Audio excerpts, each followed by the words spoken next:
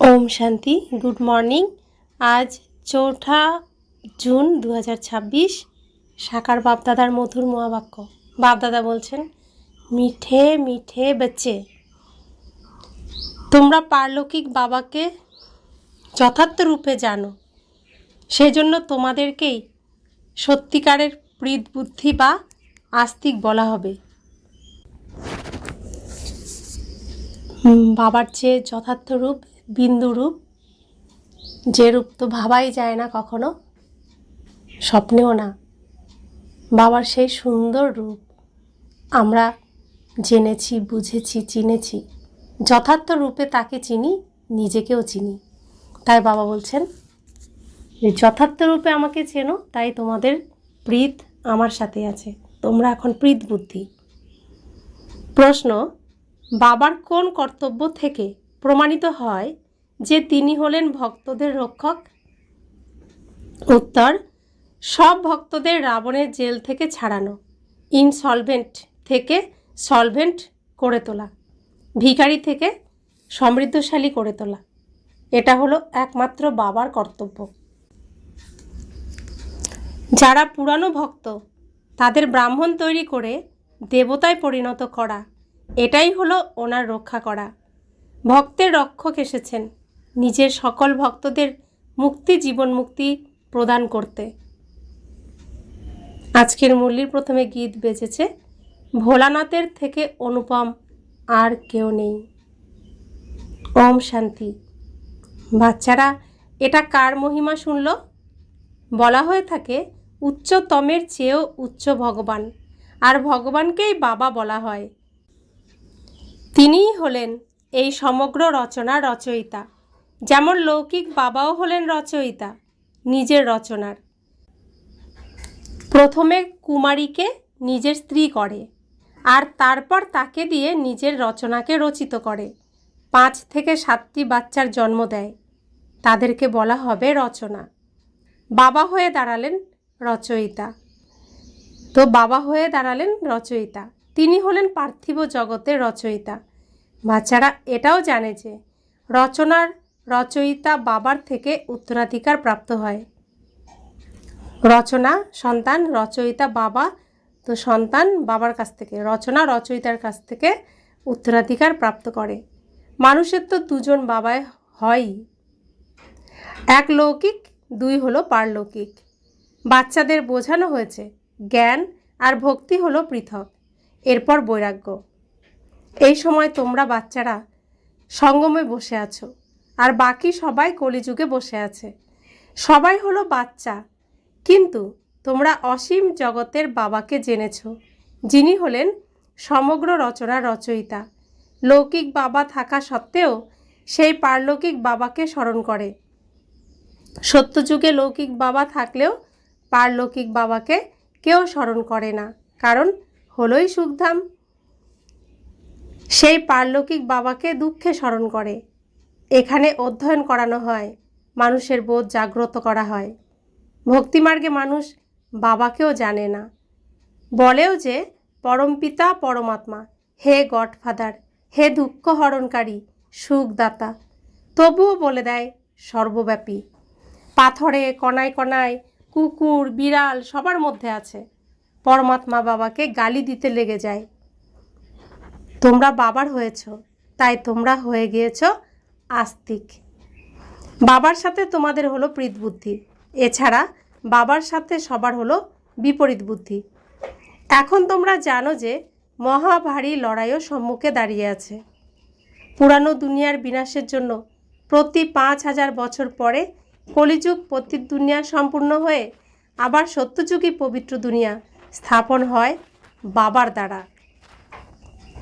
যাকেই স্মরণ করতে হয়, হে পতিত পাবন এসো, হে মাঝি, অর্থাৎ পারাপার করাতে সক্ষম যিনি, আমাদের এই বিষয় সাগর থেকে বের করে ক্ষীরসাগরে নিয়ে যাও। গান্ধীজিও গাইতেন পতিত পাবন সীতারাম, হে রাম, সব সীতাদেরকে পবিত্র করে তোলো।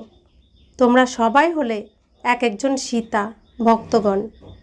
তিনি হলেন ভগবান, সকলে ওনাকে ডাকে, তিনি তোমাদের পতিত থেকে পবিত্র করে তুলছেন। তোমাদের কোথাওই ধাক্কা খাওয়ার না। এরকম বলেন না যে তীর্থে যাও, কুম্ভ মেলাতে যাও, না, এইসব নদী কোনো পতিত পাবনই না। পতিত পাবন হলেন এক জ্ঞানের সাগর। সাগর বা নদীকে কেউ স্মরণ করে না, ডাকে বাবাকে, হে পতিত পাবন বাবা, আমাদের পবিত্র করো।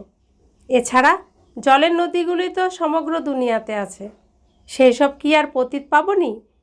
পতিত পাবন একমাত্র বাবাকেই বলা হয়। তিনি যখন আসবেন তখন এসে পবিত্র করবেন। ভারতের মহিমা খুবই গুরুত্বপূর্ণ। ভারত হলো সব ধর্মের তীর্থস্থান। তো এই পৃথিবীতে প্রত্যেকে অভিনয় করছে, পৃথিবী স্টেজ, এখানে ভগবানেরও অভিনয় আছে। তার অভিনয় হলো এই স্টেজকে পরিষ্কার করা। তো যতক্ষণ না তিনি আসছেন ততক্ষণ পরিষ্কার কে করবে?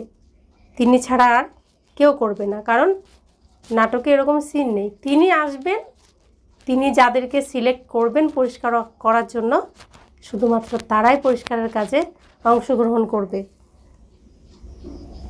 তো বাবা বলছেন যে তিনি ভারতে আসেন, প্রথমে ভারতকেই পরিষ্কার করেন। ভারত হলো সব ধর্মের তীর্থস্থান। শিব জয়ন্তীও এখানে পালিত হয়ে থাকে। সত্যযুগ হলো পবিত্র দুনিয়া, সেখানে দেবী দেবতারা থাকেন। দেবতাদের মহিমার সুখ্যাতি করা হয়। সর্বগুণ সম্পন্ন, 16 কলা সম্পূর্ণ চন্দ্রবংশীদের 14 কলা বলা হবে। তারপর সিঁড়ি নিচে নামতে থাকে। বাবা এসে সেকেন্ডে সিঁড়িতে উঠিয়ে শান্তিধাম সুখধামে নিয়ে যান। তারপর 84 জন্মের চক্রে আবর্তিত হয়ে সিঁড়ি দিয়ে নামে।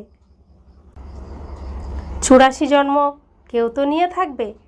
মুখ্য হলো সর্বশাস্ত্রময়ী শিরোমণি গীতা। শ্রীমৎ ভাগবত মানে ভগবানের গাওয়া, সুন্দর হওয়ার মত, ভগবানের মত। কিন্তু ভগবান কাকে বলা হয় এটা পতিত মানুষ জানে না। পতিত পাবন সকলের সদ্গতি দাতা হলেন এক নিরাকার শিবই, কিন্তু তিনি কখন আসেন এটা কেউ জানে না। বাবা নিজেই এসে নিজের পরিচয় দেন। এখন দেখো, এই বালক বালিকা দুজন বাবা বলে। গাওয়া হয়, তুমিই মাতা পিতা, তুমিই মাতা পিতা। তোমাদের এই রাজযোগ শেখার ফলে গহন সুখ প্রাপ্ত হয়। তোমরা এখানে এসেই থাকো অসীম জগতের পিতার থেকে স্বর্গের 21 জন্মের উত্তরাধিকার প্রাপ্ত করার জন্য। এখন শিব জয়ন্তীও ভারতেই পালন করা হয়। রাবণও ভারতেই দেখানো হয়, কিন্তু অর্থ কিছুই জানে না।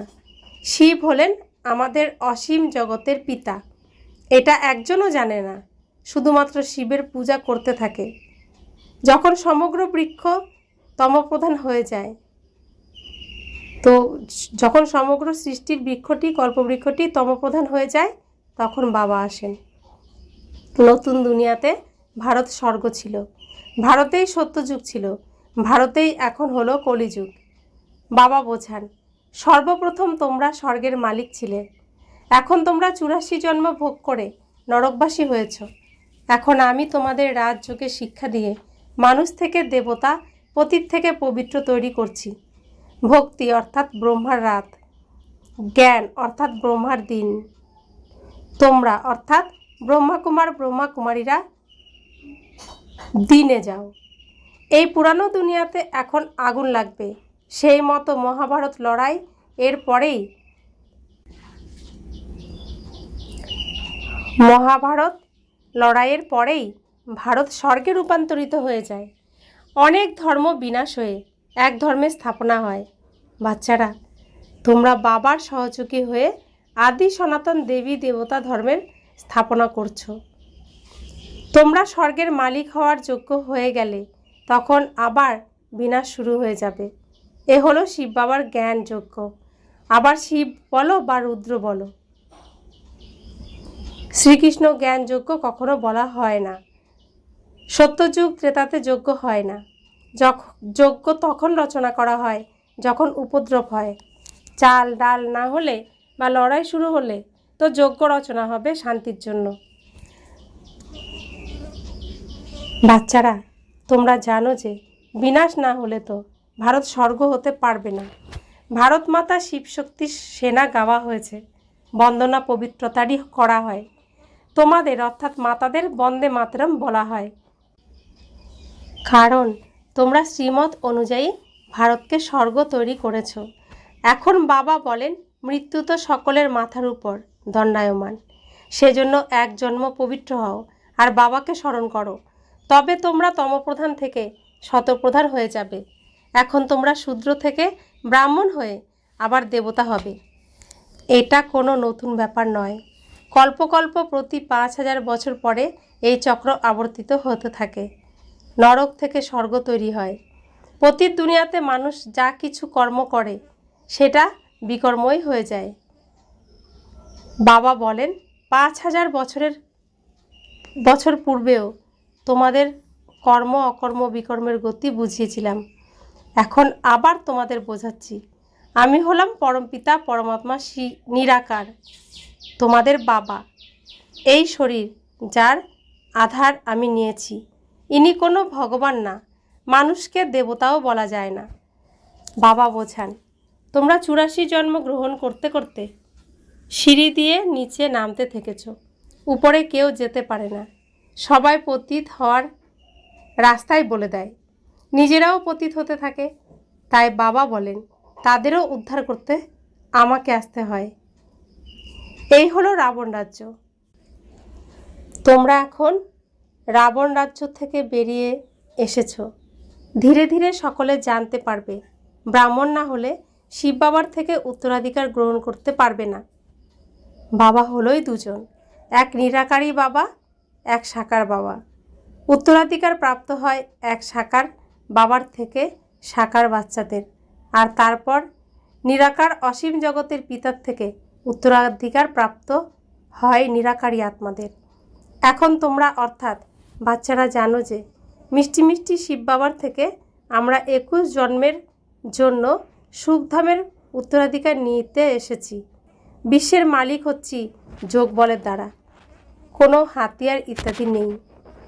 তাই বাবার সাথে যোগযুক্ত হয়ে বিকর্ম বিনাশ করে বিষ্ণুপুরীর মালিক হই। এখন অমরলোকে যাওয়ার জন্য অমর কথা শুনছি, দুঃখের নামটুকুও নেই। বাচ্চারা, তোমরা এসেছ শ্রীমত অনুযায়ী চলে অসীম জগতের বাবার থেকে শ্রেষ্ঠতম দেবী দেবতা হতে। এটা কোনো শাস্ত্রের জ্ঞান না। দেখানো হয় বিষ্ণুর নাভি থেকে ব্রহ্মা বের হয়েছেন, তার হাতে আবার শাস্ত্র দিয়ে দেয়। বাবা বলেন, ব্রহ্মা দ্বারা আমি তোমাদের সমগ্র রচনার আদি মধ্য অন্তের জ্ঞান শোনাচ্ছি। আমিই হলাম জ্ঞানের সাগর। গাওয়া হয়, জ্ঞান সূর্য প্রকাশিত হলো অজ্ঞান তিমির বিনাশ। সত্যযুগে অজ্ঞান হয় না। সেই সত্যভূমি যখন ছিল তখন ভারত হিরে তুল্য ছিল, হিরে জহরতে মহল তৈরি হতো।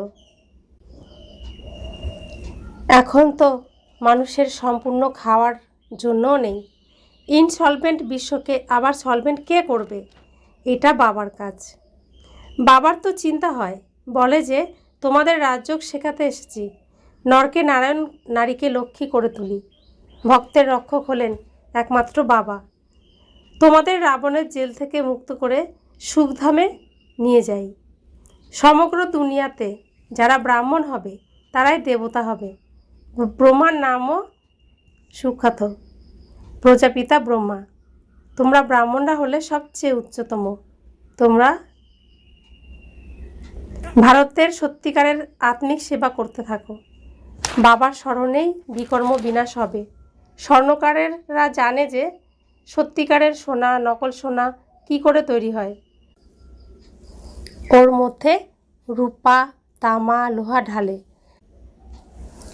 তোমরাও প্রথমে শতপ্রধান ছিলে, এরপর তোমাদের মধ্যে খাদ পড়ে তমপ্রধান হয়ে রয়েছ। এখন আবার শতপ্রধান হতে হবে, তাহলে সত্যযুগে যেতে পারবে। বাবা বলেন, কোনো দেহধারীকেই স্মরণ করো না। গারস্থ জীবনে থেকে এক বাবা ব্যতীত আর কাউকে স্মরণ না করলে তোমরা স্বর্গপুরীর মালিক হয়ে যাবে। স্বর্গ অথবা বিষ্ণুপুরী ছিল, এখন হলো রাবণপুরী, আবার অবশ্যই বিষ্ণুপুরী হবে। সাধু সন্ত ইত্যাদি সকলের উদ্ধার করতে এসেছি। তাই তো বলা হয়, যদা যদা হি ধর্মস্য গ্লানির্ভবতি ভারত অভুক্ষানাম অধর্মস্য ততত্তনম সৃজম্যহম পরিত্রাণায় সাধুনাং বিনাশ্চস্য দুষ্কৃতম ধর্ম সংস্থাপনার্থায় সম্ভয়ামি যুগে যুগে। এটা ভারতেরই কথা। সকলের সদ্গতি দাতা হলাম একমাত্র আমি, এক বাবা শিব। শিব, রুদ্র সব ওনারই নাম। অনেক নাম রেখে দিয়েছে। বাবা বলেন, আমার আসল নাম তো হলো একই, শিব। আমি হলাম শিব, তোমরা হলে শালগ্রাম বাচ্চারা। তোমরা অর্ধকল্প দেহ অভিমানী থেকেছ, এখন দেহি অভিমানী হও। এক বাবাকে জানলে বাবার দ্বারা তোমরা সব কিছু জেনে যাও। তো বাবাকে জানলেই এই পৃথিবীর সমস্ত রহস্য জানা হয়ে যাবে। अच्छा, मीठे मीठे सिखिला दे बच्चों प्रति माता पिता बाप दादा का याद प्यार और गुड मॉर्निंग। रूहानी बाप की रूहानी बच्चों को नमस्ते। हम रूहानी बच्चों की रूहानी माता पिता बाप दादा को याद प्यार गुड मॉर्निंग और नमस्ते नमस्ते नमस्ते। शुक्रिया बाबा, शुक्रिया बाबा, शुक्रिया। धारणार जन्य मुख्य सार। प्रथम धारणा, श्रीमते चले श्रेष्ठ থেকে শ্রেষ্ঠতর দেবতা হতে হবে। সমগ্র বিশ্বের জন্য সত্যিকারের আত্মিক সেবা করতে হবে। আদি সনাতন দেবী দেবতা ধর্মের স্থাপনাতে সম্পূর্ণরূপে বাবার সহায়ক হতে হবে। দ্বিতীয় ধারণা, আত্মাকে সত্যিকারের সোনা বানানোর জন্য এক বাবাকে ছাড়া কোনো দেহধারীকে স্মরণ করবে না। পারলৌকিক বাবার সাথে সত্যিকারের প্রীতি রাখতে হবে। বরদান, আত্মিক উন্নতির সাধনের দ্বারা সর্বপরিস্থিতিকে জয় করে অকাল মূর্ত ভব। শরীর নির্বাহের জন্য যেমন অনেক সাধন আপন করে নাও, তেমনি আত্মিক উন্নতির সাধনও আপন করে নাও। এর জন্য সদা অকাল মূর্ত স্থিতিতে স্থিত হওয়ার অভ্যাস করো। যে নিজেকে অকাল মূর্ত আত্মা মনে করে চলে, সে অকাল মৃত্যুর থেকে সর্ব সমস্যা থেকে মুক্ত হয়ে যায়। মানসিক চিন্তা, মানসিক পরিস্থিতি দূর করার জন্য কেবল নিজের দেহবোধকে দূর করতে থাকো। স্লোগান, যে কোনো কথা যা বারবার ফিল করায় তা পরিশেষে ফেল হয়ে যায়। মাতেশ্বরীজির অমূল্য মহাবাক্য। মানুষ সাক্ষাৎকারে কিভাবে যায়? এই যে সাক্ষাৎকারে যায়, তো এর ফিলোসফিও অত্যন্ত সূক্ষ্ম।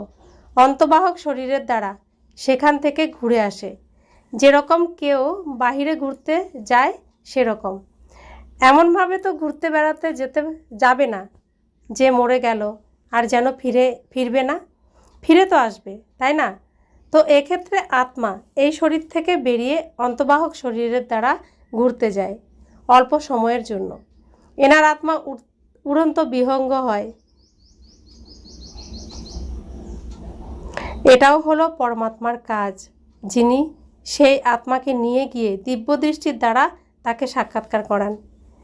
যেরকম রাতে আমরা যখন শরীর থেকে পৃথক আত্মা হয়ে সুখ পথ অথবা স্বপ্নের অবস্থায় চলে যায়, তখন সেই সময় শরীর শান্ত থাকে, তখন দেহ আর দেহের ধর্মকে ভুলে যায়। কিন্তু এরকম নয় যে কোনো শরীর মারা গেল পুনরায় যখন জাগরিত অবস্থায় আসে তখন সেই রাতের স্বপ্নের অবস্থা বর্ণনা করে শোনায়। সেরকম পরমাত্মার সাথে যোগ লাগানোর ফলে পরমাত্মা পুনরায় দিব্যদৃষ্টির দ্বারা আত্মাকে বেড়াতে নিয়ে যায়। তারপর যখন ধ্যান থেকে ওঠে তখন সে যে সাক্ষাৎকার করে আসে সেটাই পুনরায় বর্ণনা করে শোনায় যে আমি এটা দেখে এসেছি। তো সেই স্বপ্ন রজগুণ বা তমগুণও হয়ে থাকে। আর এই ধ্যান হলো শতগুণী অবস্থা। তাই ধ্যান করার সময় শরীর মারা যায় না, শরীরের বোধ লুপ্ত হয়ে যায়। যেরকম ক্লোরোফর্ম দেওয়ার পর শরীরের বোধ ভুলে যায়। দেখো, ডাক্তার যখন কোনো অঙ্গকে ডেড করে দেয়, অবশ করে দেয়, তখন ইঞ্জেকশন লাগিয়ে ডেড করে দেয়। কিন্তু অন্যান্য ইন্দ্রিয় তো সচল থাকে।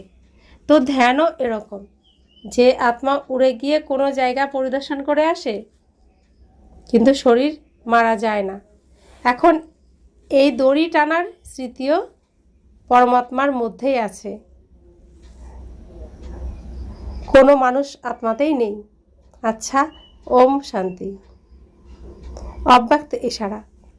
সদা হাসি খুশি থাকার জন্য নিজের নেচারকে সরল বানাও, সহনশীল হও।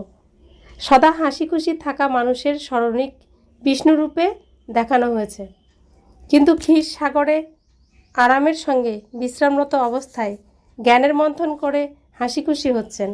তাই হাসি খুশি থাকার সাধন হলো জ্ঞানের মন্থন। যে যত জ্ঞানের মন্থন করে সে ততই হাসি খুশি থাকে। কোনো পরিস্থিতি তাদের হিম্মত, উৎসাহ, উদ্দীপনা কম করতে পারে না।